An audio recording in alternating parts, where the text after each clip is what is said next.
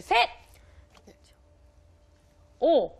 아니, 딱 한 번만 지금 엑셀 드셨는데, 아니, 왜 그렇게 아이하고 노는 게 재밌으세요? 서로 다른 얘기를 하고 있으니까 말은 많이 해도 서로 커뮤니케이션이 안 되니까 그게 너무 답답하고 힘들 때가 많아요. 그렇죠. 아니, 근데 옆에 우리 박수희 어머니께서는, 아니다! 나는 우리 애하고 얘기하는 거 하나도 안 힘들다, 이렇게 드셨거든요. 대화는 잘 통해요. 아, 대화는 잘 대화는 통해요. 잘 통해요. 그럼 우리 박수희 어머님 뭐가 문제세요?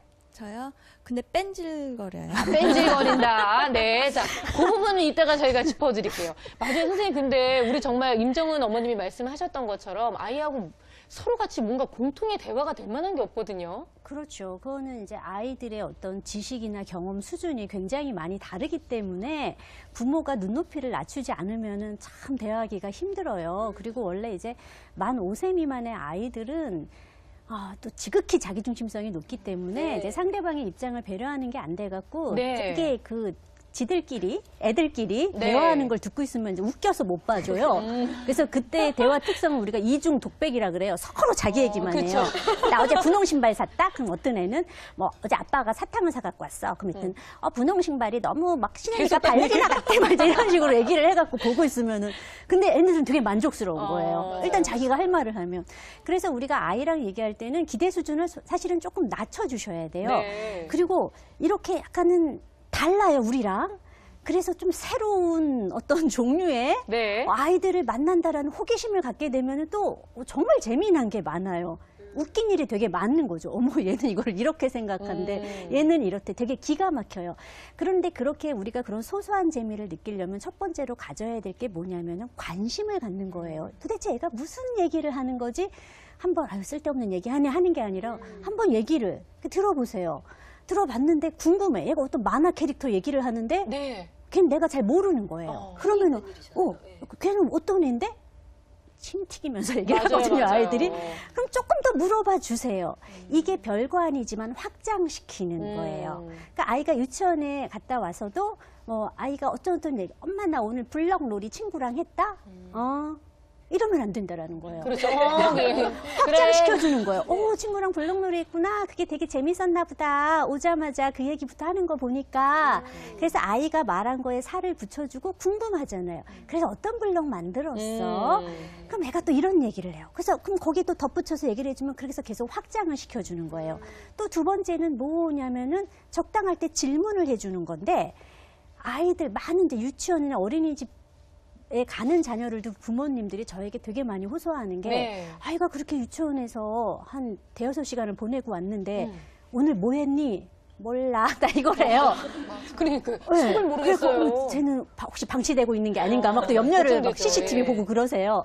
그런데 그 미취학 아동들이 대여섯 시간에 있었던 일들을 축약해서 말하는 거는 불가능하다라는 거예요. 그렇기 때문에 아까 우리 태은이 어머님께서 얘기한 것처럼 구체적으로 물어봐 주기. 오늘 보니까 급식에 뭐 콩나물 무침이랑 오징어국이랑 뭐뭐 나는데 어떤 게 제일 맛있었어? 그럼 아이가 그때 여기서 작동을 해요. 그래서 이게 맛있었어? 어땠어?라고 조금 더 구체화시켜 주게 되면 아이와 어떤 대화가 보다 오고 갈 수 있고요. 또 하나 뭐냐? 대화라는 거예요. 애한테 형사처럼 뭐 했니? 캐묻기만 하는 게 아니라 엄마가 자기 얘기도 좀 해주는 거예요. 아이가 엄마 오늘 저 강아지를 봤어 라고 얘기를 하면 엄마가 엄마가 어릴 적에 어떤 이러면서 관련된 얘기도 해주시게 되면 아이도 엄마 얘기도 듣고 또 엄마가 자기 얘기 들어주게 되면서 엄마도 재미를 느끼는 일이 생긴다라는 거죠. 그러니까요. 대화의 기술이 정말 아이들과 또 엄마 사이에도 정말 필요한 것 같아요. 자, 이제 두 번째입니다. 육아 스트레스. 이것이 고민이다. 놀아달라고 칭얼거리는 아이. 야, 너 혼자 좀 놀면 안 되겠니? 자, 여러분들의 속마음이 궁금합니다. 하나, 둘, 셋. 그래요. 좀 제발 혼자 놀았으면 좋겠다는 생각이 그냥 막 들 때가 있죠. 그쵸? 자, 이 부분에 대해서는 우리 박수희 어머니께서 좀 얘기해 주시겠어요?